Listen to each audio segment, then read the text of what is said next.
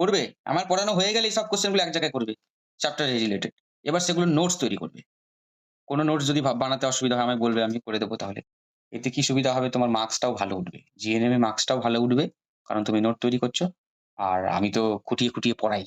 Competitive exam এর জন্য প্রিপারেশনটা হয়ে যায়। তাহলে posterior pituitary, hypothalamus, এ হচ্ছে hypothalamus, pituitary, anterior, posterior যদি এরকম হয় না, একটা স্টক থাকে। anterior, posterior। তা posterior pituitary থেকে কি হরমোন ক্ষরণ হয়?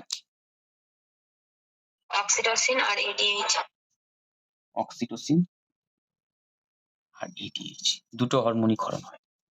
আর দুটো হরমোনের ক্ষেত্রেই কোন মেকানিজম দেখা যায়, কোন ফিডব্যাক দেখা যায়, পজিটিভ না নেগেটিভ? পজিটিভ। না, একটা পজিটিভ আর একটা নেগেটিভ। আমি এমন ভাবে বললাম মনে হলো যে সত্যি সত্যি মনে দুটোই পজিটিভ। কোনটার ক্ষেত্রে পজিটিভ, কোনটা নেগেটিভ? অক্সিটোসিন পজিটিভ আর এডিএইচ নেগেটিভ। Very good. দুটোই এক হয় না কিন্তু।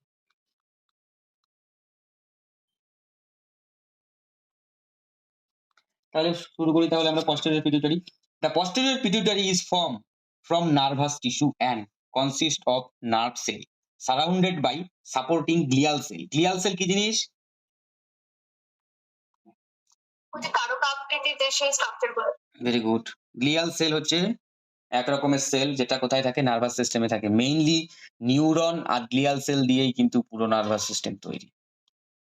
গ্লিয়াল সেলের কাজ কি? নিউরন যে রয়েছে সেগুলোকে রক্ষা করা, সাপোর্ট করা। posterior pituitary, posterior pituitary hormone তোমাদের ইন্ট্রোডাকশনটা বেশিটা বয়সী বড় আছে আছে উপরে আছে। তারপরে বলছে this neuron have their cell bodies in the supraoptic and paraventricular nuclei of the hypothalamus and their axon form a bundle known as hypothalamo-facial tract. এটা কিন্তু খুব জরুরি লাইন।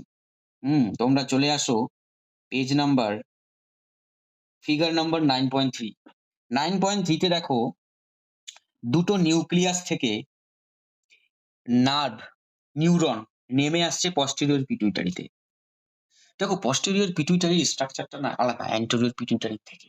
কি আলাদা? posterior pituitary কিন্তু মেইনলি posterior pituitary সিক্রেশনটা মেইনলি কিন্তু নার্ভের মাধ্যমেই হয়। anterior pituitary তে দেখো তুমি কিন্তু নার্ভ কিন্তু পাবে না। পাচ্ছো? দেখো anterior pituitary তে পাচ্ছ না। তো এই জন্য posterior pituitary ভেরি ইম্পর্টেন্ট। এখানে আমি যেটা এখন বললাম হাইলাইট করতে, সেটা হচ্ছে দেখো কি বলেছে যে posterior pituitary যে সিক্রেশন গুলো হচ্ছে, সেই সিক্রেশন গুলো নার্ভের মাধ্যমে হচ্ছে এবং সেই নার্ভ গুলো আসছে কোথা থেকে? হাইপোথ্যালামাস থেকে। হাইপোথ্যালামাসের স্পেসিফিক কোন নিউক্লিয়াস থেকে? নামগুলো বলো। সুপ্রাঅপটিক অ্যান্ড প্যারাভেন্ট্রিকুলার নিউক্লিয়াই। হাইলাইট করে এই দুটো, সুপ্রাঅপটিক অ্যান্ড প্যারাভেন্ট্রিকুলার নিউক্লিয়াই। দেখতে পাচ্ছ তোমাদের বইতে খুঁজে পেয়েছো 9.3 তে? না পেলে বলো।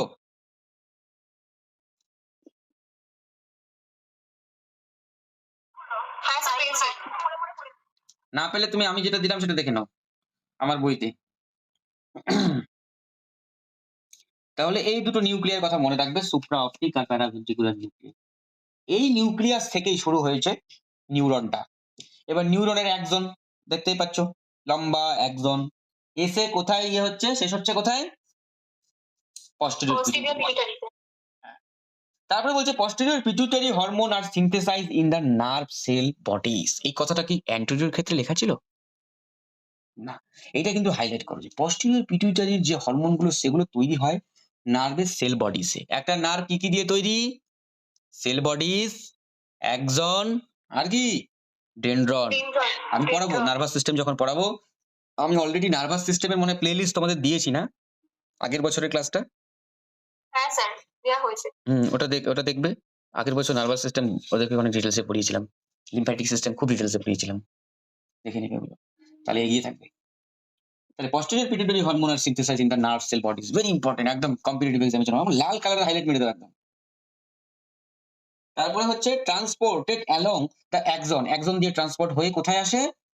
Store in the vesicle within the একজন টার্মিনাল মানে কি, একজনের একদম শেষ, যেখানে প্রান্ত পুরুষ থাকে in the posterior pituitary. Unlike, এটা দরকার নাই, তারপরে চলে আসো, দেখো একদম নিচের দিকে চলে আসো, দেখো একটা লাইন আছে, অক্সিটোসিন অ্যান্ড অ্যান্টিডাইউরেটিক হরমোন, যার আরেক নাম vasopressin, are the hormone release from the axon terminal within the posterior pituitary. These hormone act directly on non-endocrine tissue. এটাও হাইলাইট করো। এগুলো জানাই একটা তোমাকে একদম ব্যতিক্রম করে দিচ্ছে অন্যান্য নার্সিং স্টুডেন্টের ক্ষেত্রে।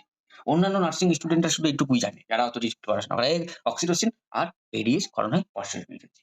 তুমি জেনে গেলে যে এই হরমোনটা কোথায় ক্ষরণ হচ্ছে, কোথায় তৈরি হচ্ছে। তৈরি হচ্ছে হাইপোথ্যালামাসে। হাইপোথ্যালামাসের কোথায়?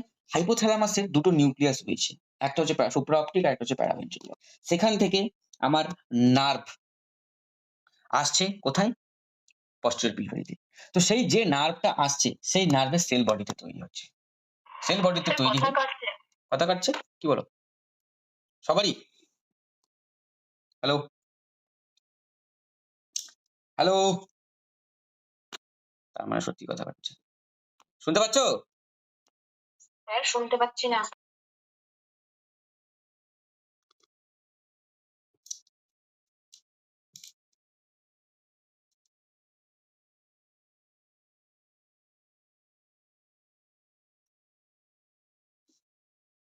তাহলে এই যে নিউক্লিয়াস থেকে নার্ভ গুলো বেরিয়ে আসছে, আমরা জানি কেমন হয় নার্ভ, এটা যে কোনো একটা নিউরনের, এটা হচ্ছে কোষদেহ, তাই না?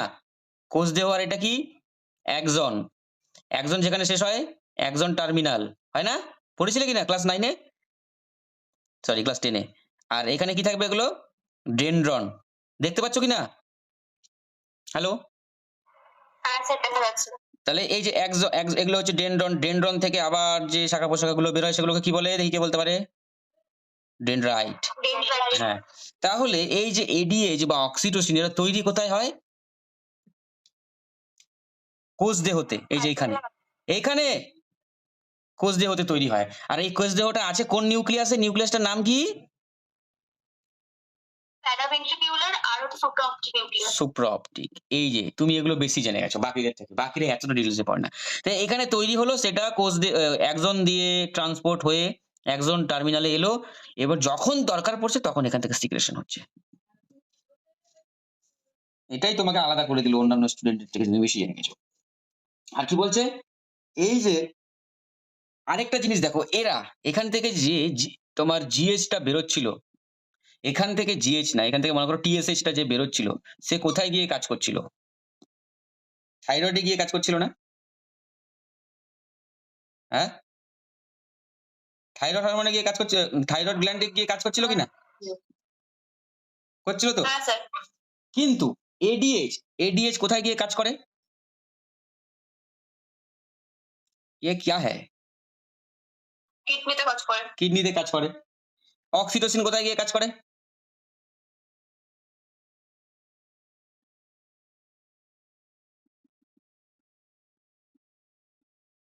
কোথায়? ইউটেরাসে গিয়ে কাজ করে না? স্যার। হুম, ইউটেরাসে গিয়ে কাজ করে। তো এই জন্য এখানে বলা হচ্ছে this hormone act directly non endocrine tissue. Non endocrine tissue, দেখো এটা কি এন্ডোক্রাইন গ্ল্যান্ড না, থাইরয়েড গ্ল্যান্ড। তাহলে অ্যান্টেরিয়র পিটুইটারি থেকে যে টিএসএইচ ক্ষরণ হয়, অ্যান্টেরিয়র পিটুইটারি থেকে যে এসিটিএইচ ক্ষরণ হয়, এসিটিএইচ কোথায় গিয়ে কাজ করে? কিডনির উপরে যে অ্যাড্রিনাল গ্ল্যান্ড থাকে। তাহলে অ্যাড্রিনাল গ্ল্যান্ড কি একটা এন্ডোক্রাইন টিস্যু না? তাই তো, এন্ডোক্রাইন টিস্যু। তো সেজন্য বলছে যে অ্যান্টেরিয়র পিটুইটারির হরমোনগুলো কিন্তু এন্ডোক্রাইন টিস্যুতে কাজ করে, কিন্তু পস্টেরিয়র পিটুইটারির যে সিক্রেশনটা হলো, অক্সিটোসিন বলো এডিএইচ বলো, এরা কি কোনো এন্ডোক্রাইন টিস্যুতে গিয়ে কাজ করে? করে না। তো এই লাইনটা কি পেয়েছো, যে this hormone act directly on the non endocrine tissue? এই লাইনটা পেয়েছো? এটাকে হাইলাইট করো, জরুরি।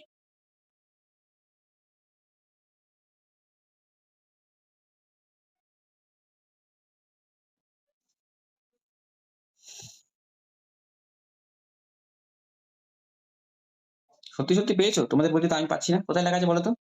ও আচ্ছা আচ্ছা, ঠিক আছে, আছে। এবার চলে আসো অক্সিটোসিনে। এবার আমরা অক্সিটোসিন নিয়ে আলোচনা করবো।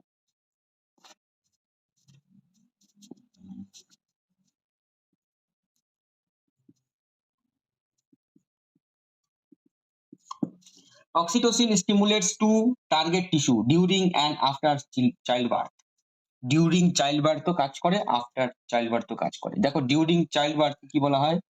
পার্চুরিশন, uterine smooth muscle and muscle cell of the lactating breast. তোমরা চলে আসো, তোমরা এক কাজ করো, এখানে দুটো আমরা শব্দচিত্র পড়বো, তাহলে দুটো হরমোন পড়া হয়ে যাবে।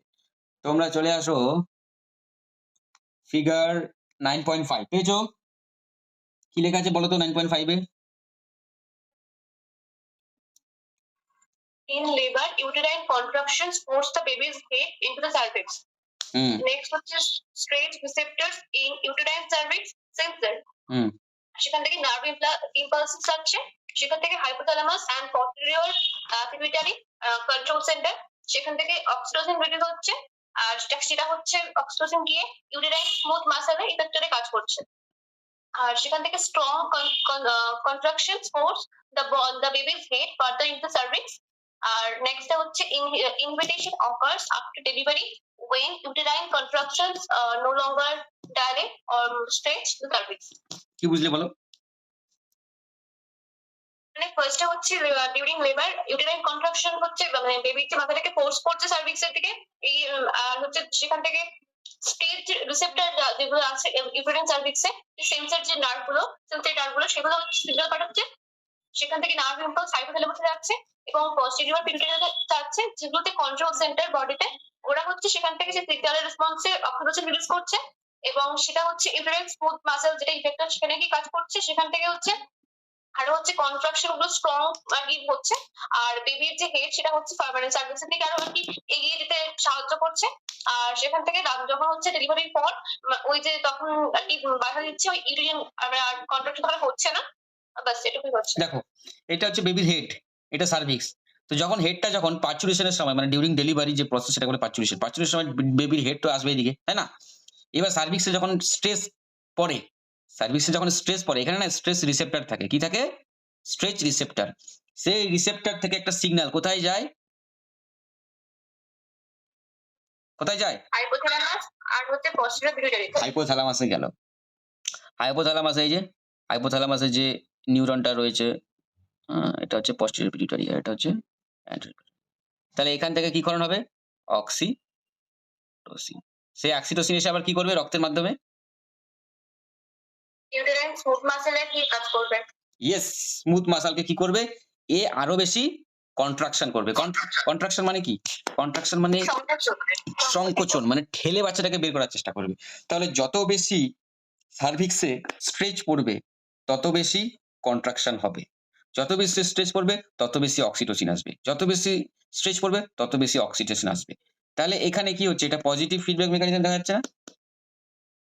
এবং কতক্ষণ ধরে এই প্রসেসটা চলতে থাকবে? যতক্ষণ না পর্যন্ত কি বেবিটা ডেলিভারি হচ্ছে। বেরিয়ে আসছে।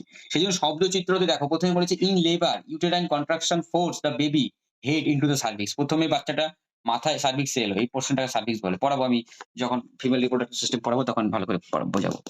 এখানে স্ট্রেচ পড়লো, স্ট্রেচ পড়ার পর কি হলো? Stress receptor in the uterine cervix sensor একটা সিগন্যাল নিয়ে যাবে। নার্ভ ইম্পালস, এই যে নার্ভ ইম্পালসটা গেল, নার্ভ ইম্পালসটা হাইপোথ্যালামাসে গেল, হাইপোথ্যালামাস থেকে পোস্টেরিয়র পিটুইটারিতে পোস্টেরিয়র পিটুইটারি কন্ট্রোল সেন্টার হচ্ছে হাইপোথ্যালামাস। অক্সিটোসিন রিলিজ হলো, অক্সিটোসিনটা গিয়ে কোথায় কি করবে? ইউটেরাইন স্মুথ মাসলে গিয়ে কাজ করবে। স্মুথ মাসল কি করে? Stronger contraction force to the baby head further into the cervix, যেন আরো বেশি এরা আরো চাপ দেবে, চাপ দিয়ে বেবির মাথাটাকে বার করানোর চেষ্টা করবে। তারপর ইনহিবিশন অকার, এই যে অক্সিটোসিন বেরোচ্ছে এটা তো বন্ধ হতে হবে একসময়। কখন বন্ধ হবে? Inhibition occur after delivery when uterine contraction no longer dilate. যখন আর এখানে স্ট্রেচ পড়বে না, বেবিটা বেরিয়ে গেলে তো আর স্ট্রেচ পড়বে না সার্ভিক্সে, তখন আর অক্সিটোসিন আসবে না। ব্যাস, তাহলে এই শব্দচিত্রের মাধ্যমে আমরা পুরো ব্যাপারটা বুঝে গেলাম যে কি করে অক্সিটোসিন আসছে, কিভাবে কাজ হচ্ছে। কারো কোনো ডাউট থাকলে জিজ্ঞেস করো। বাকি যে অক্সিটোসিনের গল্পটা লেখা আছে সেটা তোমরা নিজেরা পড়ে নেবে, এটা বুঝলে পুরোটা বোঝা যাবে। প্রিয়াঙ্কা মন্ডল বুঝতে পারছো কি বলছি? প্রিয়াঙ্কা মন্ডল,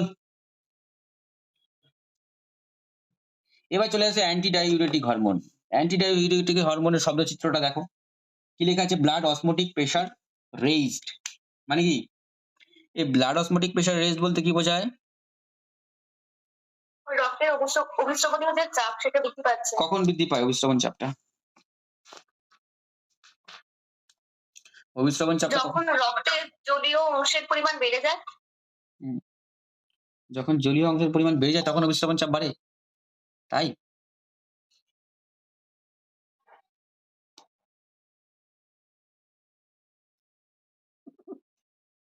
এটা কিডনি, কিডনির মধ্যে কি থাকে? কি থাকে কিডনির মধ্যে?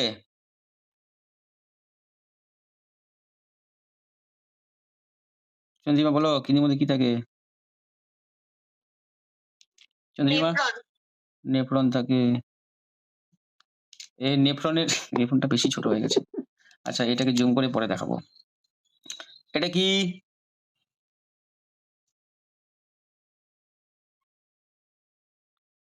ম্যালপিজিয়াম কর্পাসাল। এটা কি? PCT, proximal convoluted tubule. তারপর এটা কি? Henry loop. তারপর ডিসিটি, তারপরে কালেক্টিং ডাক্ট। কালেক্টিং ডাক্ট হচ্ছে এটা। এটাকে আমি জুম করে দেখাচ্ছি এখানে।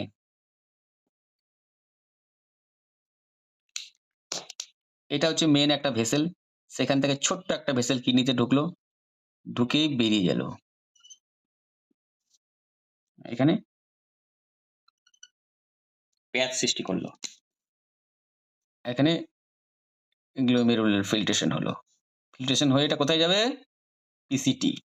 পিসিটি থেকে কি বলে এটাকে? Henry loop. সব ভুলে গেছে চন্দ্রিমা, সব ভুলে যাচ্ছ দেখি। হেনরি লুপে কি হয় মনে পড়ে? তারপরে এটা কোথায় যায়? Collecting duct. এখান থেকে এক ফোঁটা করে ইউরিন এদিক দিয়ে বেরিয়ে আসে, বুঝেছ? তাহলে কি বলছে? যখন অভিস্রবণ চাপ বেশি থাকে, অভিস্রবণ চাপ কখন বেশি থাকে? ব্লাড অসমোটিক প্রেসার রেইজ, ব্লাডে আরবিসি মনে করো, এগুলো প্লেটলেট রয়েছে, ডাব্লিউবিসিও রয়েছে। তাহলে কখন অভিস্রবণ চাপটা বাড়ে? যখন রক্তের জলের পরিমাণ বেশি থাকে না কম থাকে?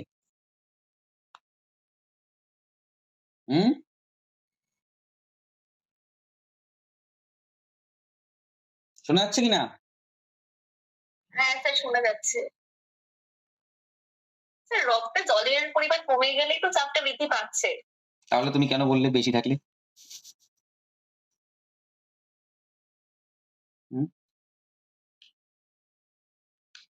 দেখো, ব্লাড অসমোটিক প্রেসার যখন বেড়ে যাচ্ছে তখন অসমো রিসেপ্টর ইন হাইপোথ্যালামাস, ব্লাডের এখানে যখন প্রেসারটা বেড়ে যাচ্ছে এখানে একটা সিগন্যাল থাকে, যে সিগন্যালটা হাইপোথ্যালামাসে যাচ্ছে। হাইপোথ্যালামাসে গিয়ে কি করছে? স্টিমুলেট করছে পস্টেরিয়র পিটুইটারিকে, অ্যান্টেরিয়র পস্টেরিয়র পিটুইটারিকে স্টিমুলেট করছে। কি করার জন্য? এডিএইচ ক্ষরণ করার জন্য। এডিএইচটা কি করবে গিয়ে? এডিএইচ এর কাজ কি? রক্তনালিকায় জলের পুনঃশোষণ ঘটানো। জলের পুনঃশোষণ ঘটানো। জলের পুনঃশোষণ কোথায় হয়? এই যে ভেসেলটা আছে না, এই কিন্তু বৃক্কীয় এই কালেক্টিং ডাক্টের পাশ দিয়ে যায়। হ্যাঁ, তো কি হয়? এখান থেকে যে কালেক্টিং ডাক্ট থেকে জলটাকে পুনঃশোষণ করে কোথায় পাঠালো? আর্টারিতে পাঠালো। দেখো, এই দিক দিয়ে জলটা এলো, এই দিক দিয়ে ঢুকলো, এই দিক দিয়ে যখন এই দিক দিয়ে পেচ্ছাপ আকারে বেরিয়ে যাবে কি, তখনই এডিএইচ কি করে?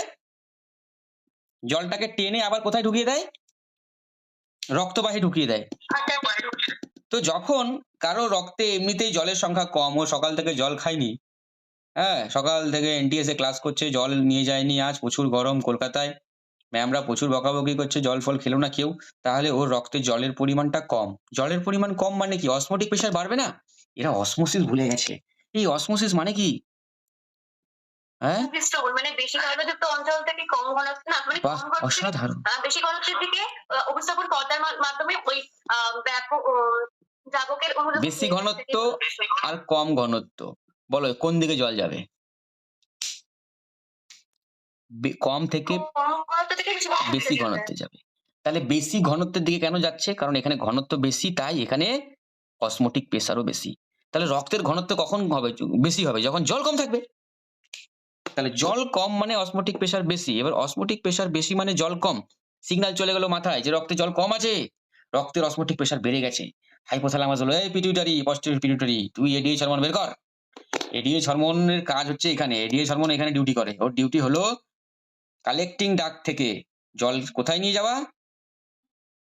রক্তবাহী নিয়ে যাওয়া। তো এই সময় যখন রক্তে জল কম তখন এডিএস কে কি বেশি বেশি জল টেনে টেনে যেতে হবে নাকি বেশি বেশি মূত্র বের করতে হবে, কোনটা করতে হবে? বেশি করে জল টেনে নিতে হবে। বেশি বেশি জল টানতে হবে। তাহলে এবার এবার তোমরা শব্দচিত্রটা দেখো, এবার বুঝতে পারবে। তাহলে এই স্টিমুল পস্টেরিয়র পিউটারি থেকে যে এডিএসটা এলো ও কি করছে, ইনক্রিজ সিক্রেশন অফ এডিএস হলো, তারপরে increase reabsorption of water. Reabsorption মানে কি? রিঅ্যাবজর্পশন পুনঃশোষণ। পুনঃশোষণ। কালেক্টিং ডাক্ট থেকে জল পুনঃশোষণ করে রক্তে চলে যাচ্ছে। এক্ষেত্রে তাহলে পেচ্ছাপের পরিমাণটা বেশি থাকবে না কম হবে? কম হবে। কম হবে। Very good. তাহলে এক্ষেত্রে তাহলে আস্তে আস্তে ব্লাড অসমোটিক প্রেশার যখন আবার লো হয়ে গেল, তাহলে জল আবার রক্তে, এই জলটা তো ঘুরে ফিরে আবার এখানেই যাবে। কারণ রক্ত হচ্ছে, আমরা জানি রক্ত সব ভেসেল হচ্ছে মিলেমিশে একাকার। তাহলে যখন আবার বেড়ে গেল প্রেশারটা, তখন কি হবে? আবার একটা সিগন্যাল যাবে যে এই বেশি বেশি এডিএস দরকার নাই, এখানে প্রেশারটা কমে গেছে, অসমোটিক প্রেশার বেশি ছিল কমে গেছে। তখন আবার কম এডিএইচ আসবে।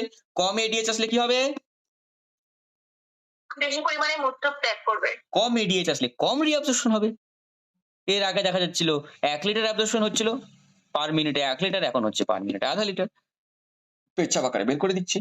তাহলে এটা কি পজিটিভ না নেগেটিভ ফিডব্যাক মেকানিজম? বলো, নেগেটিভ। বুঝতে পারছো কিনা বলো? Negative feedback mechanism. সবাই বুঝেছো তো এই ব্যাপারটা?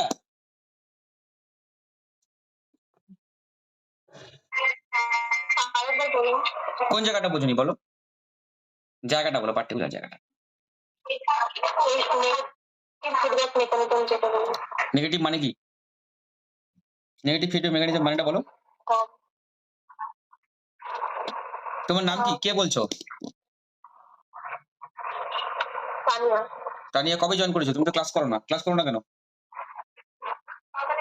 হুম? স্যার আমি নতুন কালকে। ও, কালকেই জয়েন করেছো।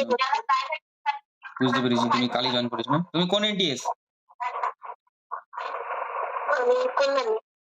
কল্যাণী। গভর্নমেন্ট না প্রাইভেট? গভর্নমেন্ট। আচ্ছা, দেখো এটা বুঝতে গেলে না তোমাকে নেগেটিভ আর পজিটিভ ফিডব্যাক মেকানিজমের আমার ক্লাস আছে অলরেডি। এই সেটা কোন চ্যাপ্টারে ছিল? ফার্স্ট চ্যাপ্টারে না সঞ্জীবা? এই সেটা একবার বোঝানো আছে। হ্যাঁ, কবে? এন্ডোক্রাইন সিস্টেমে একবার বোঝানো আছে। আচ্ছা, তানিয়া তোমাকে আমি এটাই বলবো যে তুমি আগের ভিডিওগুলো দেখো। আগেও বলা হয়েছে। হ্যাঁ, তাহলে ভালো বুঝতে পারবে। কারণ নেগেটিভ ফিডব্যাক আর পজিটিভ ফিডব্যাকটা না বুঝলে এই জিনিসটা বুঝবে না তুমি। যেহেতু তুমি নতুন তাই বললাম পুরনো ভিডিওগুলো দেখো। অলরেডি সেকশন 1 বলে দিচ্ছি, ভালো করে দেখো। সেকশন 1 এর যে লেখা আছে তোমার blood, the body and it's constituent, হ্যাঁ, ওই চ্যাপ্টারটার ভিডিওগুলো দেখো। ওইখানটা তুমি পেয়ে যাবে। প্লাস এই চ্যাপ্টারেও আমি কালো বলেছি। কালকের ভিডিওটাও দেখো। তারপরে তো আমি আছি না, বুঝতে পারলে। আজকে এইটুকুই থাক। কালকে থাইরয়েড গ্ল্যান্ড কালকে শেষ করে দেবো। কালকে এন্ডোক্রাইন সিস্টেম শেষ করে দেবো। চলো আজকে এইটুকুই থাক। কারো কিছু জিজ্ঞেস করার আছে?